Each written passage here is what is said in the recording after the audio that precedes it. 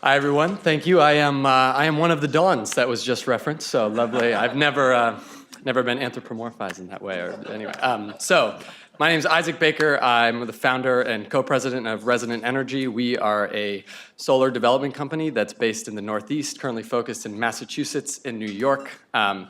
This first project that we're starting with was one of our first installations. This is on a church rooftop. You can see the Boston skyline in the background. This is a low-income neighborhood in Boston that we have used our innovative financing and development platform to bring solar to, and we started about a year ago. This was one of our first projects that we did. I want to take you through how we got solar there and how all those congregants underneath that church are now also going solar with us today.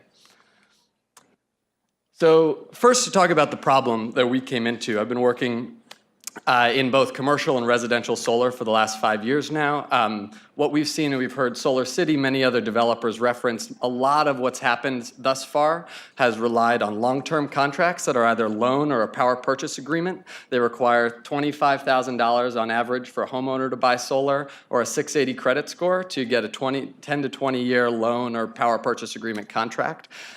Just based on those two metrics alone, that locks out about 50% of the homeowner market from getting solar to begin with. And then you go into the small C&I spectrum, and people call that the donut hole of solar, because there is literally no competition. Nobody is trying to give a church, nobody's trying to give the small business, or even medium commercial, anything between residential all the way up to that Amazon warehouse. There's a huge donut for financing and development and solving for these projects. So that's where we come in. We're focused on building access to that problem. And what we see even just in some early areas is a big market. We've got billions of dollars worth of rooftop solar to deploy in urban areas that right now has no financial mechanism. And there are a few other problems we're going to talk about too through this process, but really trust being a big barrier, and there's no real snowball for adoption in a lot of neighborhoods right now. And actually, before I get into the solution, the final piece I want to talk about that's really critical to the way that we work is a big part of that credit. As we know in our country, credit and income has a lot of correlation with communities of color, and particularly in urban neighborhoods that we work in. And so when we think about challenges that we're solving in the solar industry, one of our problems that we see is that solar needs to not only change who solar is for, where it is not just for an affluent, white, middle to upper income suburban homeowner, which has been kind of the poster child of rooftop solar to date. But we also need to change who it's by, where we have an industry that by the most recent census report by the Solar Foundation is 70% white and 70% male. And when we think about solving climate change, really putting solar to work as we go forward, we need to change, as I said, not only who it's by, but who it's for. And for us, in Resonant Energy, that's a mission that we take really seriously when we think about bringing solar into what have been credit-constrained markets, and that's our mission that drives us as we go forward.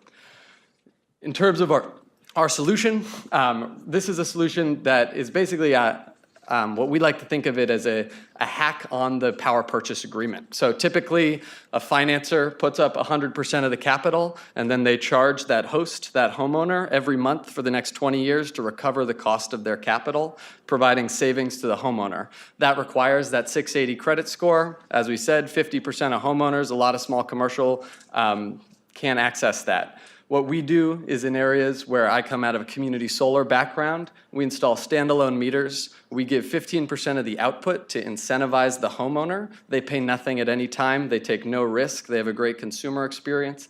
We take the other 85% and we sell it to a mission-aligned anchor partner. That could be anything from a big business like New Balance up in some of the cities we work in to a mission-aligned large electric user in our areas where we have affordable housing, lots of large anchor electric users that can leverage their credit to enable, in one building, to enable solar to proliferate across the city on low-income housing, on churches, on nonprofits, on small businesses. So just to clarify on the consumer experience, they're agreeing to make their roof available for 20 years, and the average homeowner's cutting their electric bill 25%. They pay nothing at any time. It's become very popular in the first few cities we've been working in. terms of how our company works, we're a development platform. We sit between capital, term owners, and operators of these systems, and then a mix of go-to-market strategies. Our main focus in some of the credit-constrained neighborhoods we work in are community organizations and community partners that are already really well networked and established in those communities. So we're going with houses of worship, community development centers, and a lot of these places where you have community partners that are very well positioned to get the product out into their consumers' hands and see it as their mission to do so, and often don't even charge for working with us and are excited to work with us because they see it as part of furthering their own mission. We also work directly with contractors and who want to be working in new markets as well. Our development fee, we make a 15% fee on every project that rolls through. Right now, we're not taking any ongoing revenue. We're taking a 15% fee up front. We have the opportunity to move as we go forward into ongoing operations and maintenance and collecting ongoing revenue as we expand and go forward. In terms of our strategy, we're leveraging big data as we work in cities. We like to say we go deep in cities, so a lot of folks want to go immediately national. We find that when we're working in cities, we can get full data sets and really do a smart and complete development. So we're talking everything from solar access to municipal permit data. We know every building in a city that's had a roof replaced in the last 10 years. We know what its owner occupancy is like and who the owner of that building is, and we have a lot of data about how to access that decision maker on every given rooftop and whether they've got the right criteria. As far as our team, my partner and I have been working in this industry for the last 5 years together. We've got a team of 7 other folks, 50% women and people of color, and we are bringing this to market in Boston, New York, broadly. Over the last year, we've contracted 900 kW worth of projects. We raised our first $200,000 and built it, and we are now raising $500,000 to expand and go into a few new cities in the next 6 months. So thank you very much for your time.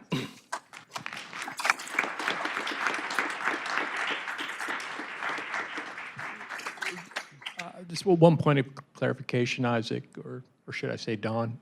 My question to you is for a clarification question, your market is urban, not rural per se, or at least your initial market?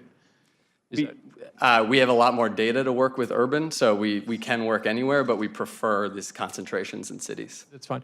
The question is about your capital formation strategy. Are you going after the socially responsible impact investor as your capital base, or are you going after the red meat eaters? Great question.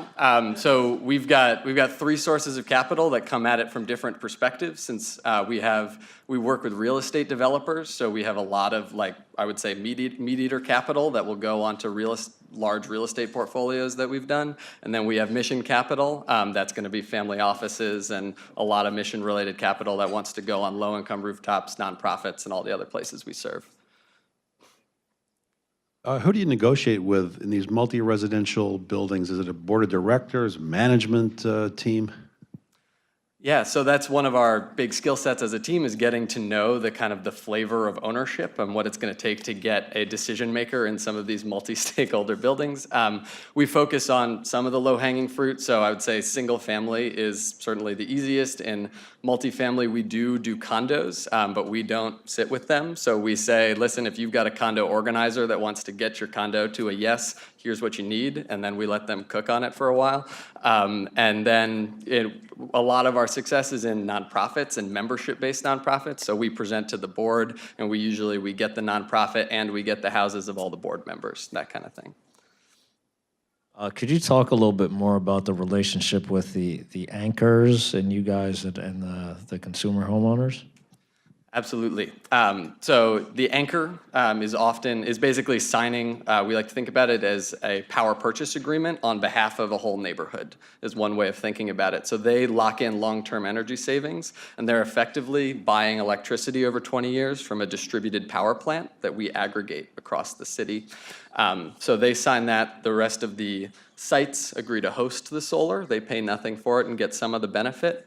And then we make money just as the transaction happens. We close on financing when we have an off-taker in this set of sites. We get 15% of that. The rest pays the contractor to get the panels up there. In terms of mission capital, do you know whether it's mostly MRIs or PRIs that are being made to you?